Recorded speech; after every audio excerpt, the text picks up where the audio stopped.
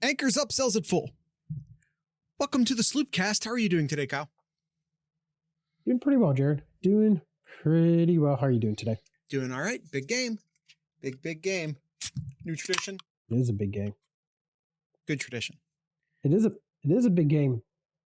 The third biggest game for Ohio State this season. Fourth. Well, I guess so depending far, on how you look at it. Or, do you mean like so far, or in total, or in total? In total for the regular season, or yes. I mean, it's the first Oregon game. It's always going to be Michigan, and then there's Penn State. So it's of the four. I'm not interested in trying to order them at the moment. All right. The Battle of the Reds. Yeah. Ohio State and Indiana. Yeah. This late in the season, both teams undefeated. This isn't September we're talking about. Kyle. We lost to Oregon, buddy. Oh yeah, we did, didn't we? I totally forgot about that. 1 point loss on the road. I mean, it's still number 2 in the country. If we play our cards right, we'll play them again. It's fine. It's fine. Everything's fine. Everything's fine, right, Jared? Everything's fine. Yeah, no, we totally didn't just get some injury news. Well, rumors, at least, right before we started recording, and everything's fine. Everything's fine. Everything's fine. Ohio State's offensive line is fine. Everything's fine. Listen, we're recording this on a Tuesday. It's not going to come out till Thursday. So I'll just say it. We just got rumored that Seth McLaughlin is hurt. Depending upon the accuracy of said rumor, it might be for the rest of the season. But we're working off of rumors right now. So by the time this comes out, hopefully you, the listener, know better than we do, stuck here in the past on the 19th. So, hopefully you know better, and hopefully it's better news than we're currently working with. But we're working off of nothing but chicken bones right now. Like I don't know what to tell you. So how would you, Jared? How would you handle the offensive line? If this is true, how would you move people around? I mean, Hinsman to center. Saraveld to left guard. My thoughts exactly. That makes a lot of sense to me. I think that's probably odds-on favorite. Okay. That's my take anyway. But let's just hope that the rumors are either false or exaggerated or something. Mm-hmm. But like I said, for us right now, they're tarot cards. Like we don't know. It's smoke and it's mirrors, and well, it might be smoke and mirrors. Hopefully it's smoke and mirrors, but for us right now, we just don't know. But so let's talk about Kyle. Let's not talk about things we don't know about. Let's talk about something we do know about, and let's get to know our enemy. All right. I know everybody's wanting to hear it. I know that our chat's wanting to hear this. I know that Buckeye Zach wants to hear it here. Coming into this game, the Indiana Hoosiers. There you go. The 10-0 coming into this game. This isn't September where they're undefeated after 4 games. November. Yeah. 10-0 Indiana Hoosiers. Yeah. It's, we're going to talk a lot about Indiana. We're going to talk a lot about like their schedule and who they've played and all of that. And there's 2 extreme ways of looking at this. Mm-hmm. You can either look at all of Indiana's stats, which are incredibly impressive. Like incredibly impressive. Indiana's stats are incredibly impressive. Mm-hmm. You could take those at face value and go, holy shit, Indiana's a juggernaut. That's one extreme way to look at this. The other extreme way to look at this is to say the best team they've played all year is Michigan, who doesn't have an offense. These guys actually suck. They ain't played nobody, Paul. This is a fluke. They're a paper tiger, a paper Hoosier, I guess. A paper, listen, they're just a total fraud. That would be the other extreme way of taking this. Mm-hmm. Neither extreme is true. Because I don't care how much of a weak schedule you play, unless you're Army, but more on that during the sloop picks. I don't care how much of a weak schedule you play. 10-0 is one hell of an achievement. Especially in the Big Ten. We aren't talking about Army doing this in the American Conference. We're talking about doing this in the Big Ten. And correct. They haven't played Oregon. They haven't played Penn State. They haven't played Ohio State yet. These are all true statements. They haven't even played Iowa or Wisconsin. Like some of the, what you might, Illinois, what you might consider some of the second tier Big Ten teams. Mm-hmm. Best team they've played all year is Michigan. And it's worth pointing out that's also the worst game they've played all year. Yeah. Yeah. So, I mean, choose your side. It's also worth, well, don't choose your side. You're correct. Find the correct way in the middle. On both sides. You're correct on both sides there. Look, juggernauts against inferior opponents, not so great against tougher opponents. Have they played any teams in our B tier? No. None. Zero. None of these teams are in our B tier.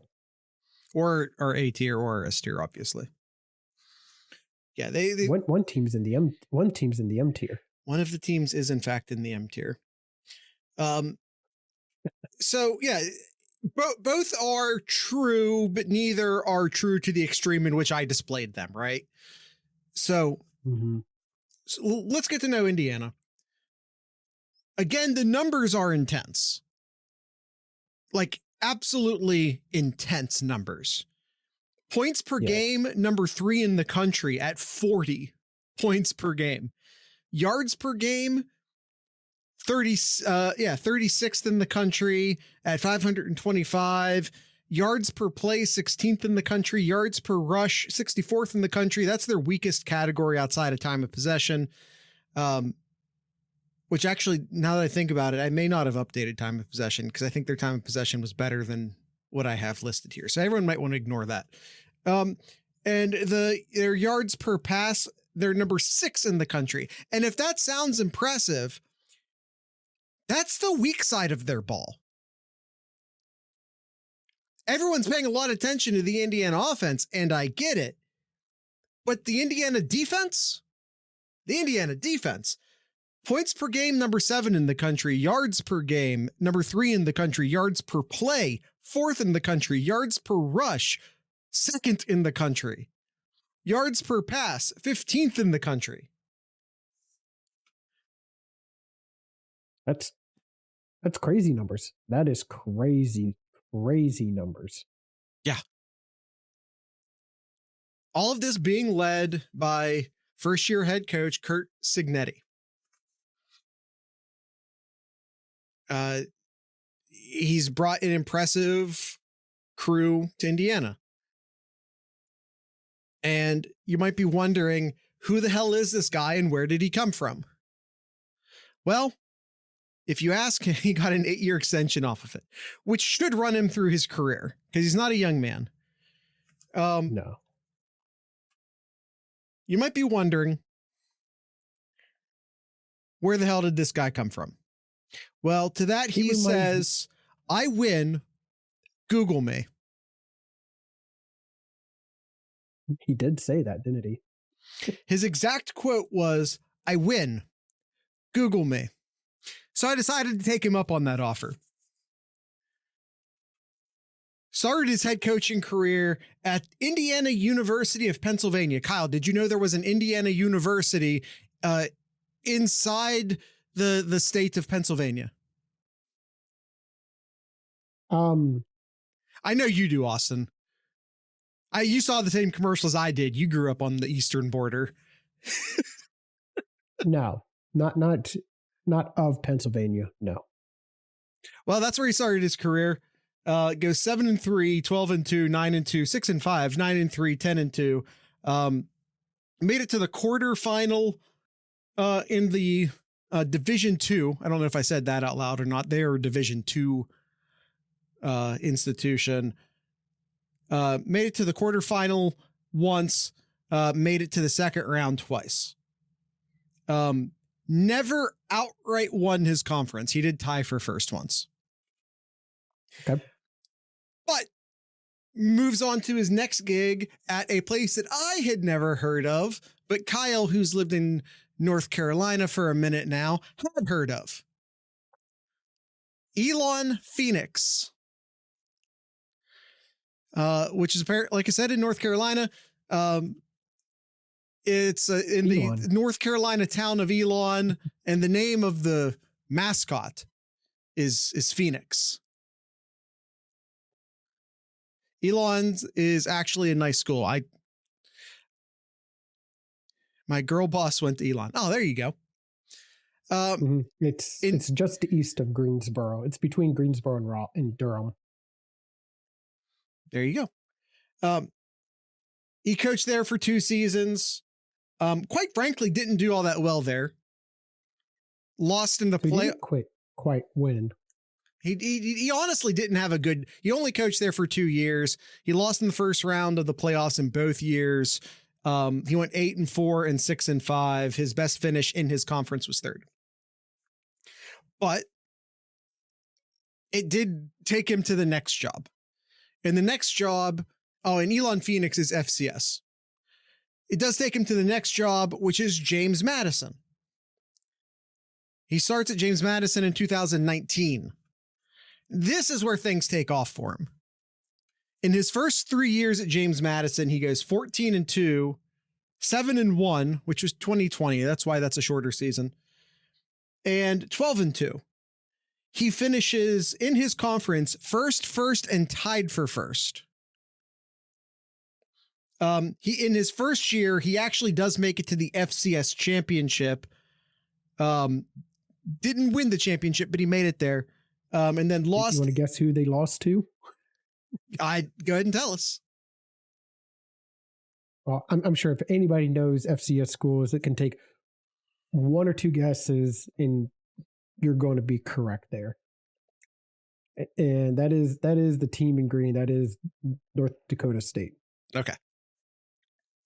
But in his conference, he does finish first, and tied for first. Now, in the year 2022, James Madison makes the leap up to FBS, and they start playing in the Sun Belt. First year goes 8-3, ties for first in the Eastern Division of the Sun Belt.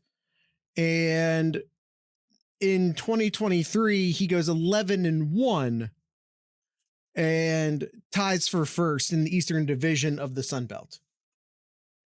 That takes James Madison. Well, he didn't actually take them to the bowl game, just because he had left for Indiana by then.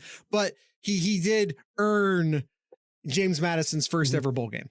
So you can say statistically, Jared, that through almost 3 seasons, that he has less losses than the current Michigan head coach, as head coach at Michigan. At the FCS or FBS level, yes. At the FBS level. Yeah. Yes. At the FBS level. Don't forget, they would have been a New Year's 6 team last year. They very well could have. maybe even should have, but they weren't allowed to, because the NCAA has a stupid rule that basically says if you change the division you play in, or in this case, the subdivision you play in, then you have to sit out of postseason play, which apparently doesn't include the Armed Forces Bowl, because as to the point I've been making for a long time, the bowl games don't count. But you have to sit out for 2 years. Now, that rule makes a ton of sense if you're going down a division or down a subdivision in this case. That rule makes all of the sense in the world. Why does that rule exist if you're going up a division? Yeah. Stupid rule. 100%. Yep, that's not what I wanted to do. Ignore that. That's not even this episode. Not even this episode. All right. Now, I think it's also worth pointing out, Kyle, that this team is where it is right now, not just because of what Cignetti's doing on the field, but also what he did off of the field during the off season. Take a look at the screen I have up right now. These are all of the transfers that he brought into Indiana this year. I've highlighted the ones in red who are what I would call significant contributors to the team this year. Significant contributors is the mark I made.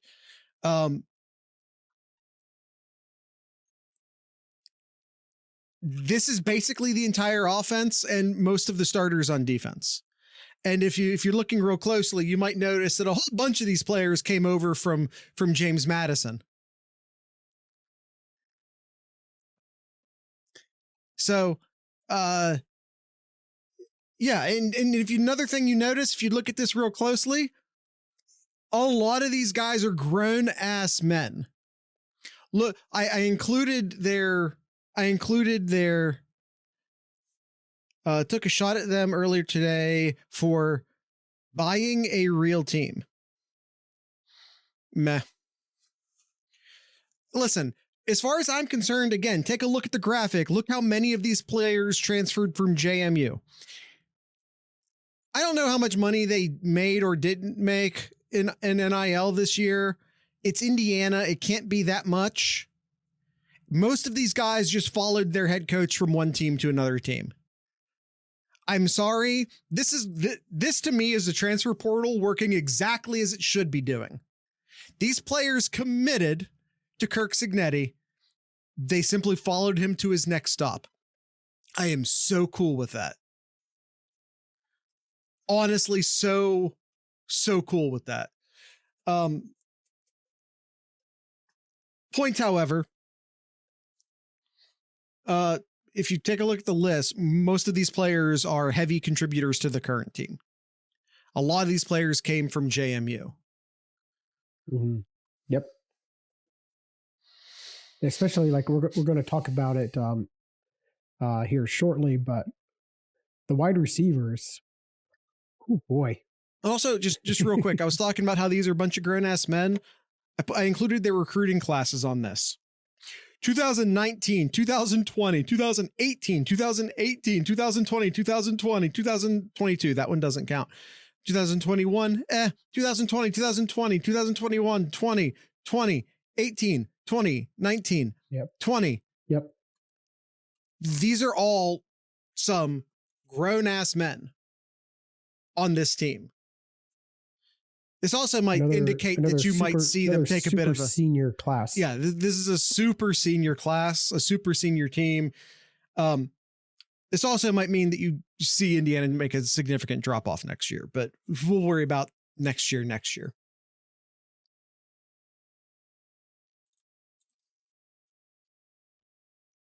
They'll just recruit more seniors. Listen, first off, maybe, because now Indiana has some cachet. Cignetti has some cachet. They might do that. But also, he just brought most of those players from his old team. You know what I mean? It doesn't make him a recruiting genius. All right, Kyle. Do you want to do our first ad break? Yep. I was just about to say, let's get to know some of the Indiana players after this first ad break here. So the sloopcast.com is your main site to everything Sloopcast related, where you can find our Patreon link, patreon.thesloopcast.com. We do have a Discord page where you can talk anything and everything Ohio State, non-Ohio State, off topics, whatever you want. Great family discord.thesloopcast.com. Yes, hi Discord. And other many links there. Again, if you want to know how to support Jared and I, how to get to all of the different resources, thesloopcast.com is your go-to link. So we're going to go ahead and take our first ad break and be right back. All right, Kyle. Talked a lot about those transfers, talked a lot about some of these impact players. Who are some of these impact players? Yeah. So there's a lot. I'm not going to spend too much time on these. It's a well-rounded team. Yeah. Looking at all of this here, it's not just like, oh, the quarterback is just lights out and he's the heartbeat of and just everything, the offense, or it's the running back. It's everything. Or it's just one of the running backs, or if it's just like one of the wide receivers, like their wide receivers run 5 deep. Their running backs run 2, maybe 4, depending on how you want to count it deep. I mean, Curtis Rourke is amazing. Yes. Very transfer in from the Bobcats last year. If you remember watching him rip stuff up in Athens a year ago, and also brought one of his wide receivers with him. Almost 72% completion for the year. 21 touchdowns, 4 interceptions. The 2 running backs that Jared was mentioning about, Justice Elson and Tyson Lawton, about equal carries, 120 to 106, 686 and 508 respectively for each, and each of them having 9 touchdowns as well too. So getting it done in the air, getting it done in the ground. Wide receivers, Elijah Sarrett has the leading in both categories, all 3 categories of receptions, yards, and touchdowns. Omar Cooper, Miles Price, Keyshawn Williams, and Miles Cross, all names to look out for. So it's not just, oh, hey, we got to watch out for J.J. Smith. We got to watch out for Ibuka. It's 5 guys. And the tight end also has 3 touchdowns and 17 catches for the year too. So just some extra flavor to add on to the offense as well too. Yeah, and like again, offense gets a lot of the attention, and hey, they're number 3 scoring offense in the country, like deservedly so, right? But they also have the number 7 scoring defense in the country. Being led by defensive tackles James Carpenter and CJ West, as well as linebackers Aiden Foster, Jalen Walker. Maybe the standout player on the defense, if not for Aiden Fisher or James Carpenter, who I think rightfully could be called standout players on the defense. But you also have Mikhail Kamara at defensive end, who is a sick player, absolutely monster of a player. Their safeties are very good. They have a standout cornerback named D'Angelo Pons. Defense is statistically impressive. That being said, Kyle, who's the best offense that Indiana's played this year? Couldn't even tell you, to be honest. I couldn't even tell you. So you could say maybe like Nebraska, but Raiola had a freshman game. You start a true freshman, you're going to get a freshman game where they totally fall apart, and that's what happened to Raiola in that game. Washington, best offense? Certainly not Michigan best. Michigan's the best defense they've played all year, probably the best team they've played all year, but we all know Michigan has absolutely struggled on the offensive side of the ball. Is it statistically Washington? Esquire, probably. Yeah. They played UCLA early. UCLA's gotten better as the season went on, but they played UCLA third week of the season when UCLA was a total dumpster fire, where now, they're just a simmering dumpster fire. But yeah, they've not played. Again, if I'm looking at this and I'm saying probably Washington, probably the best defense they've played all year is Washington, that's not a great sign from a strength of schedule standpoint. So I'm looking here, and Ohio State has three. Unless I'm missing one. Three teams that both Indiana and Ohio State have played. Nebraska. So obviously, Michigan Nebraska's State, one, Northwestern, Michigan State, and Northwestern. So obviously, the Nebraska one, everybody's going to look at them like, oh my gosh, Indiana absolutely destroyed them. Not going to go into more. We talked about that. There were a bunch already. of pick sixes and terrible turnovers in that game. Yes. Freshman quarterback game. Yep. They beat Michigan State 47-10. Okay. That's similar to Ohio State, where they beat Michigan State 38-7. Okay. Similar. Then looking at Northwestern. So just looking recently here, they beat Northwestern 41-24. It was a 7-point game at halftime. Yeah. It was 17-10 at halftime. If Ohio State Ohio State won 31-7. If Ohio State had let Northwestern score 24 points on them, and if it were a 7-game point at halftime, Columbus would be on fire still. Yeah. Quite frankly, Columbus would still be on fire. So, yeah, I mean, you look at all of these incredibly impressive stats. And again, I'm not trying to put down or demean Indiana, because I don't care how bad the schedule is, to put up the type of stats they have put up, to be 7-0 in the Big Ten at this point, to be 10-0 overall at this point. And yeah, Charlotte, Western Illinois, and Florida International is not a killer lineup of out of conference teams either. Granted. Mm-hmm. And as far as draws within the Big Ten, they've got a really good draw so far. Yes. They avoided Penn State. They avoided Oregon. They didn't have to play some of the better defenses until last week against Michigan. And this is the week where it gets real for Indiana. This is the week where we find out who Indiana really is. And right now, it's really hard to figure out who they really are compared to the two extremes that I gave you at the beginning of the show. And that's what we're going to figure out on Saturday. Who is Indiana actually? We're going to have to knock the confidence off of them. Yeah. Another Cignetti quote was, we don't lack confidence. All right, Kyle, is it time for our predictions? It is. Yeah, let's go and do the predictions real quick. Yeah, we'll do that real quick here. So let me pull up CBS real quick here just to confirm. Yep, Ohio State coming into this game is an 11.5 point favorite. Yep. But first, we're going to talk about players to watch. Yeah. Players to watch in this game, Jared. Who do you got? I think where are we? 40 minutes ago, I think my mind's kind of changed. Yeah.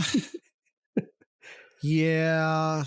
I think, God, it's, last thing I needed today was to hear a rumor that Ohio State may have lost another offensive lineman in practice. Especially like 20 minutes before we were about to record. But yeah, player of the game is Hinsman. I'm just going to say it's Hinsman. Oh, Austin, did you? Austin's Austin's just Sloop Cats. Check the Sloop Cats channel. Yeah. Our paywall. So if you want behind the scenes information, only $3 a month over at patreon.thesloopcast.com. Yeah. Yeah. So there's Austin's live reaction. So yeah.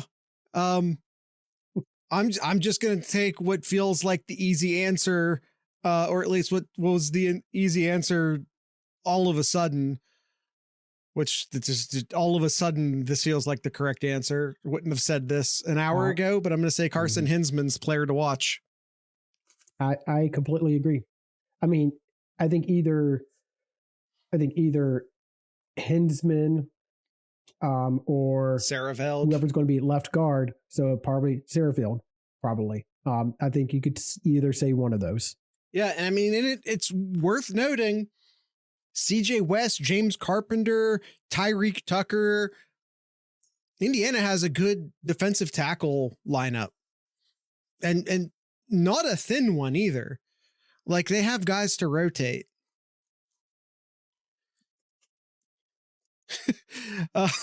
Zach, who's our guest picker and who is also down in the chat, says he would like to change his to Hinsman. So just that's so our guest picker is Zach, and his Ohio State player to watch is also Carson Hinsman.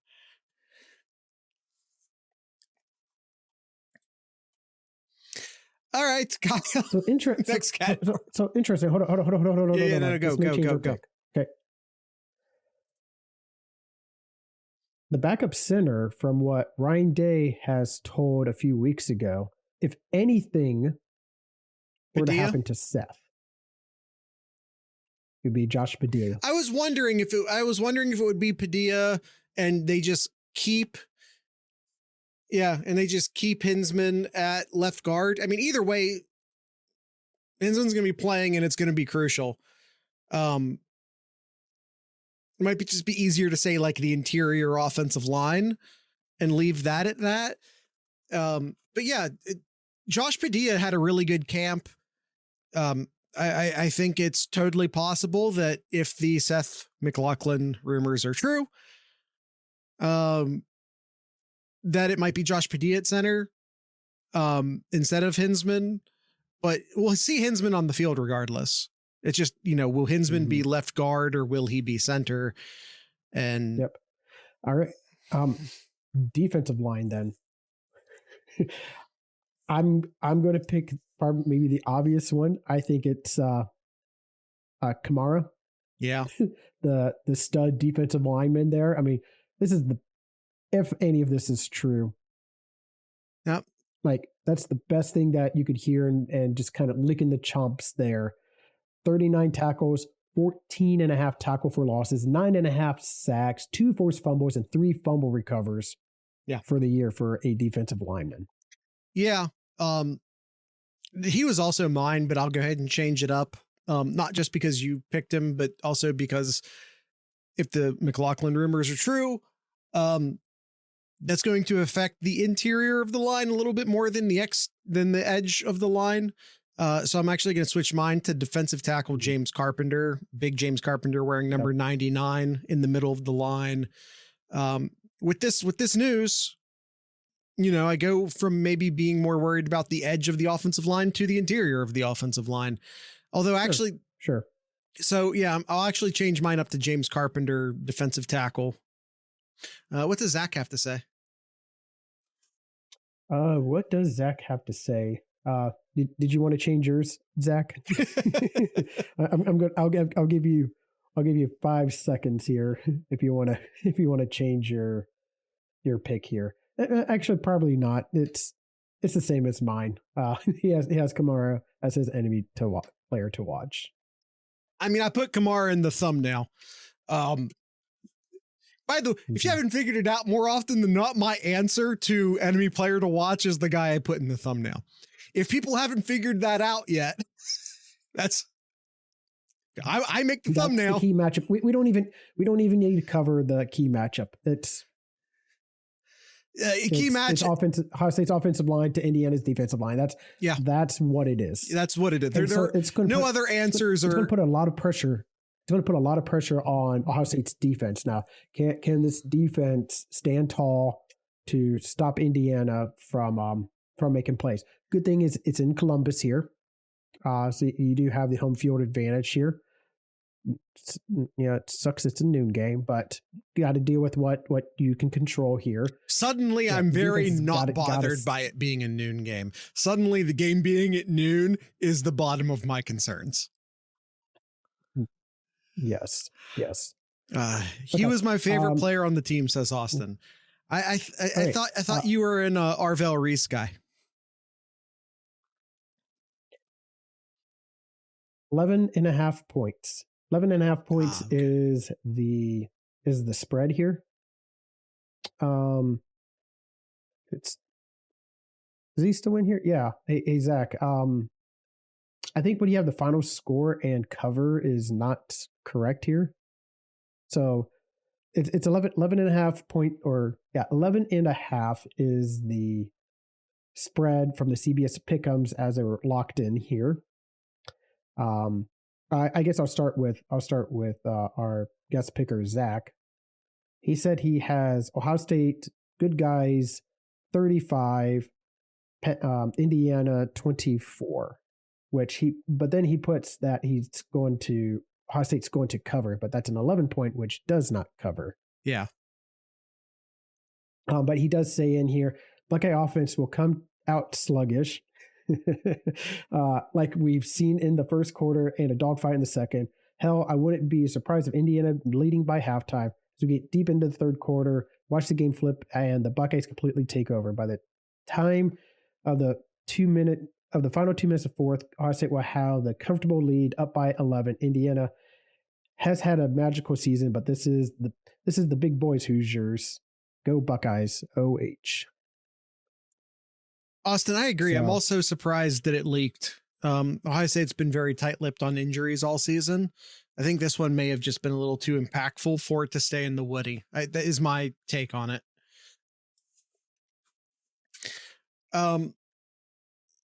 Yeah. Do I want to?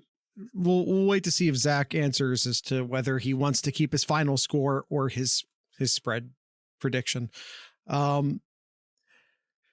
Maybe he thought it was 10, because I think it opened at 10, but then it moved before CBS locked it in.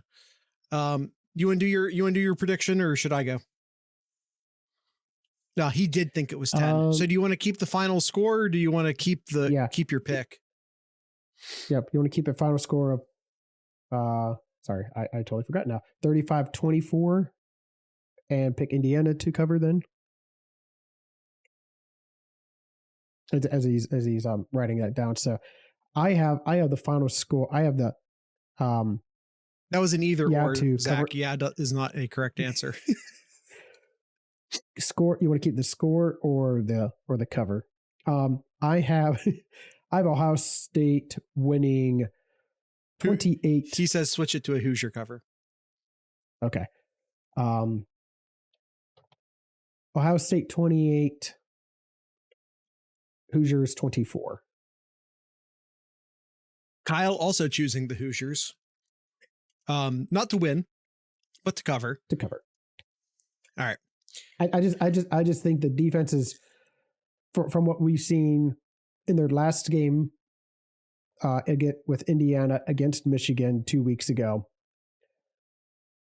They had two big plays that ended up getting scores for them, but then outside of that, not that great, especially in that second half. That offense was non-existent there.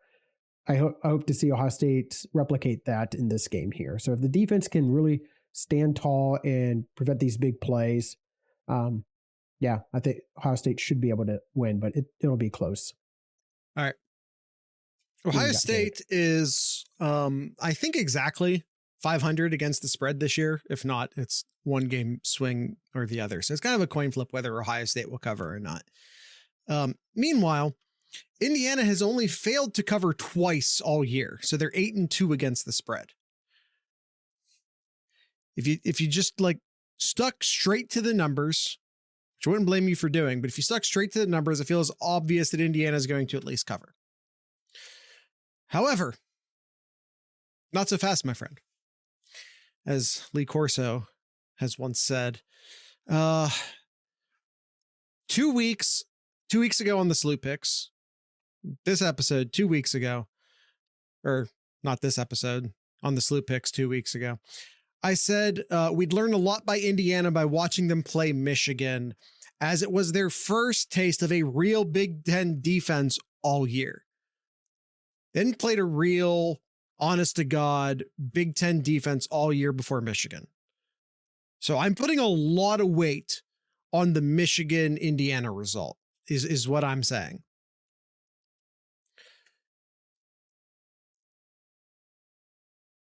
Indiana's offense struggled against Michigan. Mm-hmm. They scored half of their normal point total. Instead of scoring 40, they scored 20. They gained only 58% of their normal total yards. 425 is their average on the season. They only got 246 against Michigan. And I will state like only 17 of those yards came in the second half. So if they did well in the first half to the second half, they'd be on track. But they didn't. I will state that, but they didn't. Yes. And it's not like the game wasn't competitive, because it was. So it's not like they, just popped it in the neutral. Correct. It didn't look that way at halftime. And Kyle, on the ground, they got a quarter of what they normally get. Their rushing rushing average is 160 yards per game. They only got 40 against Michigan. From 4.3 on 28 attempts. From 4.3 yards per carry down to 1.4 yards per carry against Michigan. I'm putting a lot of weight on the fact that this is the first real defense they've played all year, and all of their impressive numbers were cut in half, if not worse. I'm taking Ohio State to win and cover 28-14, because I still do believe in Indiana's defense. I just think their offense is a little more suspect. You got the final score. I said 28-14. 28-14. All right. Which is a cover. Jared being the one to cover here. Yep. All right. We're going to go ahead and take our second ad break real quick here. We're going to go ahead and get to Austin's over-unders here. So thesloopcast.com, your go-to link, youtube.thesloopcast.com. If you're listening to the podcast version, we have a YouTube page if you want to see Jared and I's lovely faces, because I know everybody's dying to see them. youtube.thesloopcast.com. If you want to purchase some of merchandise and help support Jared and I, if you don't want to give money to Patreon, merch.thesloopcast.com or 7071.thesloopcast.com. If you aren't wanting some podcast gear, you can get some cool Ohio-based shirts that Jared has crafted and put up on the website there. So with that, we'll go ahead and take the second ad break and be right back. It's a good day where I get to drop, well, I guess it's a bad day in this case, where I get to drop a Big Lebowski gif in the Discord while Kyle reads the ad break. All right, Kyle. Time for Austin's over-unders. Let's do this. Let's do it. Over-unders for 10 Windiana. Yes, that is correct here. All right. Rourke, passing yards at 217 and a half. It will be noted against Michigan, his last game that he played, 206 yards, 2 touchdowns, and an interception. Also want to note that he has only failed to cover that over under that Austin's put in at 217.5 3 times. Only 3 times for the year.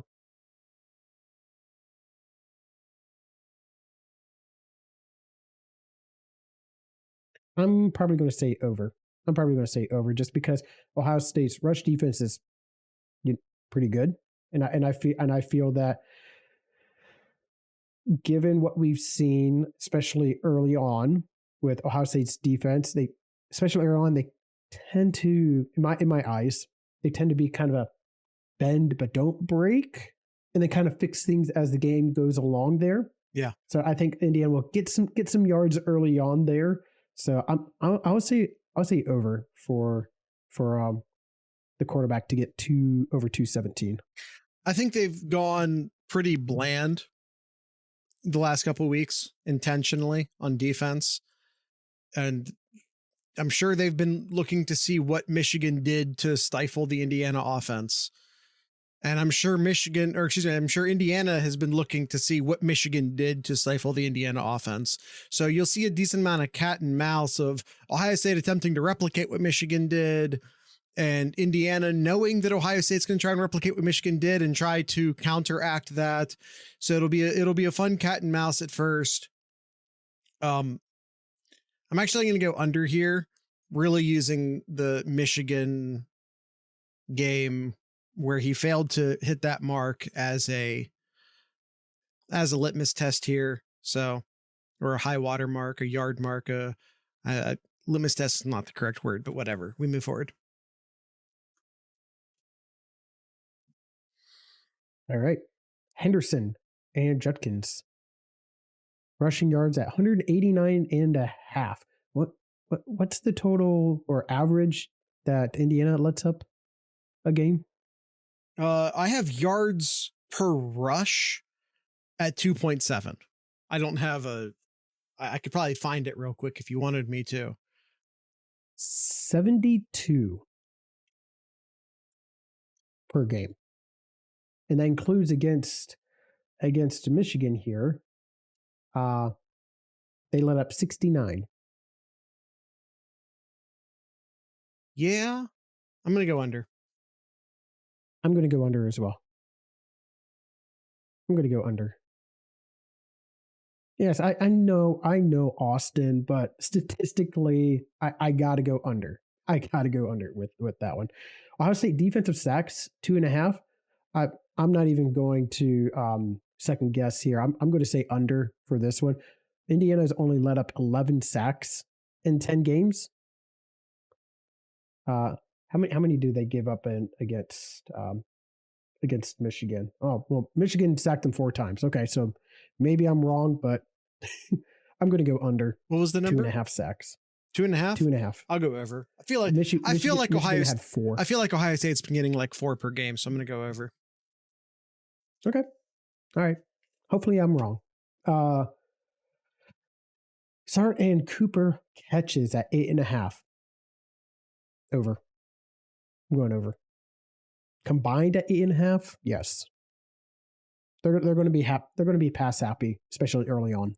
I'll say this, of the 5 wide receivers that are in regular rotation for them, Cooper does get the ball the least.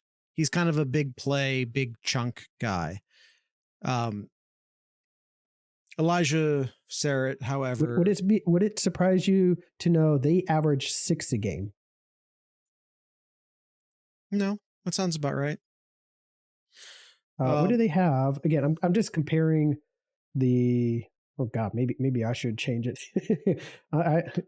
Against Michigan, they had 4 receptions. Yeah, but 2 touchdowns. I'm gonna go under. Okay. Fisher and Walker tackles at 20.5. We'll note again. I'm just sorry. Say that again, Kyle. I zoned out.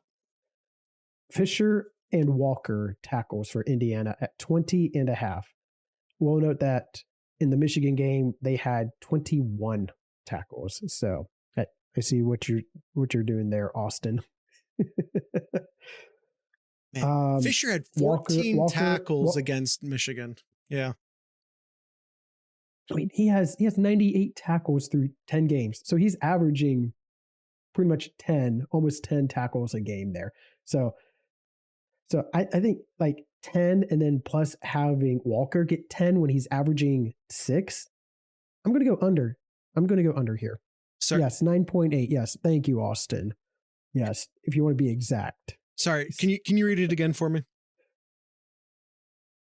Fisher and Walker at 20.5. I'm going to go under. Okay. All right, let me scroll back down. Smith and so the 3 main wide receivers for Ohio State. Okay. Smith, Emeka, and Tate. Okay. 2.5 touchdowns. I gotta go under here. Well, so Jared and I pick 28 points, so 4 touchdowns. So that means that 3 or 4 of those 4 touchdowns come from those 3. Yeah. I'm going to go over. Or I'm sorry, under. Sorry, under. Yeah. I'm going under as well. I would imagine. Yes. If it's over, yes, Ohio State would win. I think, yeah, probably. That or their run game just straight up isn't working. Yeah. I don't know why. They could be rushing yard. They could be rushing touchdowns too. Well, that's the thing. Like, I'm saying 4 touchdowns. In my mind, 3 of those are on the ground. I don't know why I think that, but that's what I think. I'm not being a pessimist. I'm just thinking Ohio State scores more on the ground this game. Yeah. Hey, Austin, because we know they're not going to come from, those are the only 2 ways they're going to score touchdowns is either receiving or catching. Or, I'm sorry, receiving or rushing. I think Howard throws for 5. All right. I listen. I'm happy you think that. Yeah. All right. Last one here is Howard. Total yards at 291.5. Woo, that's a big number. That's a big number. I mean, as a comparison, I think it is. Well, as a comparison, Austin, Indiana on average is only allowing 270 yards total per game. Granted, we've talked about the lack of offensive firepower they've played so far this year.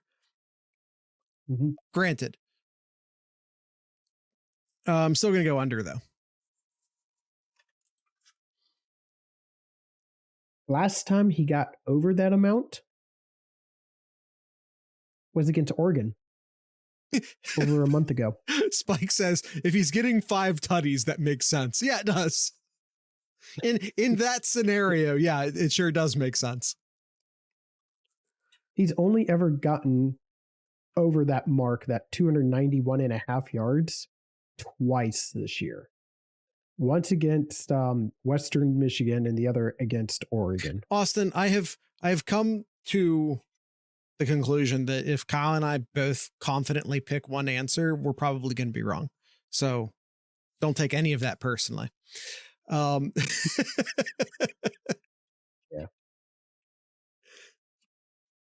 All right, I'm picking under. I'm picking under as well. All right. That is Austin's over unders. Anybody in chat have any other questions you want to ask here? We have just a couple of minutes left here. I guess I'll kind of start off with talking about the. We'll give you your flowers. When will throw 455 yards and 6 touchdowns? I want my flowers. How does Indiana do in blitz pickup? They've only allowed pretty well because they only let up 11 sacks. Granted, 4 of those 11 came in the last game against the one good defense. See, this is the problem with anything with Indiana. Hey, they've only allowed 11 sacks all year. Well, 4 of them were against the only great defense they've played all year. Mm-hmm. You see what I mean? Like it's really, really hard to, you can't, again, like I said at the beginning of the show, you can't discount what Indiana's done. A weak schedule Correct. doesn't account for the amazing season they've had. Because they have had an amazing season regardless of schedule. That being said, the schedule is still the schedule. You can't fully discount what they've done, but you can kind of discount it. Like you can discount it a little bit, but we don't know how much you can discount it.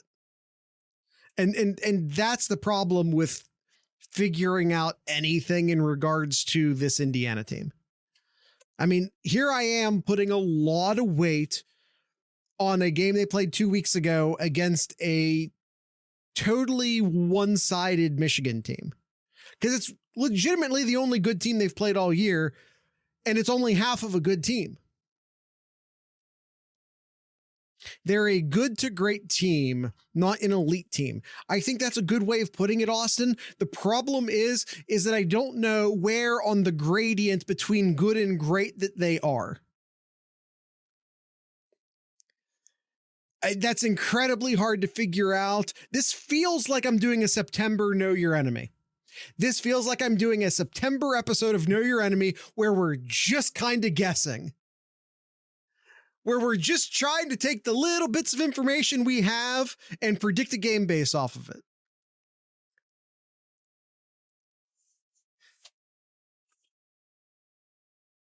I really hope Indiana makes the playoff. Boat race is an overrated SEC team.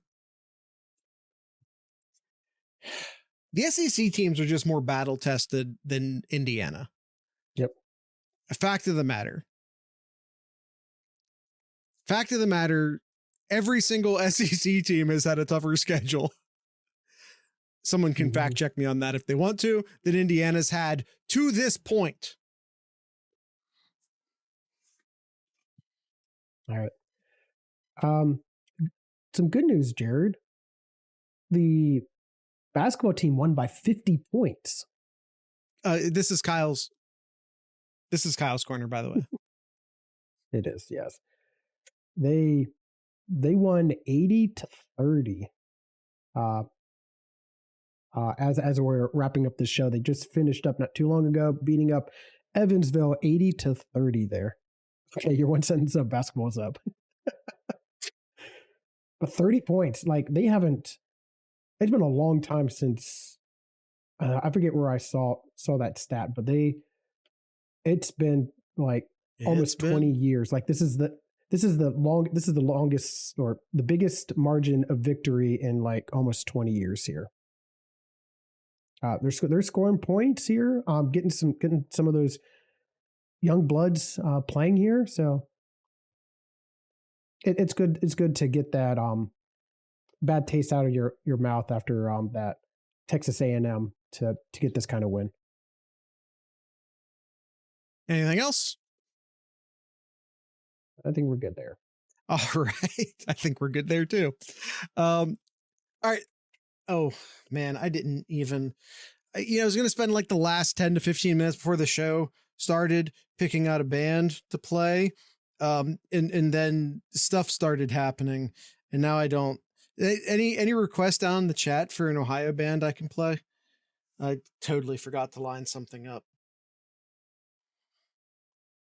Kyle, do you have any other cool stories about basketball? Can I get a classic? Yeah, sure. Yeah, we'll do that. We'll do Playing to Vapors tonight. We can do that. So yeah, we'll do, tonight we'll be doing Playing to Vapors. So with all that being said, I'd like to encourage everyone to drink local beer, listen to local music, and of course, support local podcasters. Once again, these are Playing to Vapors.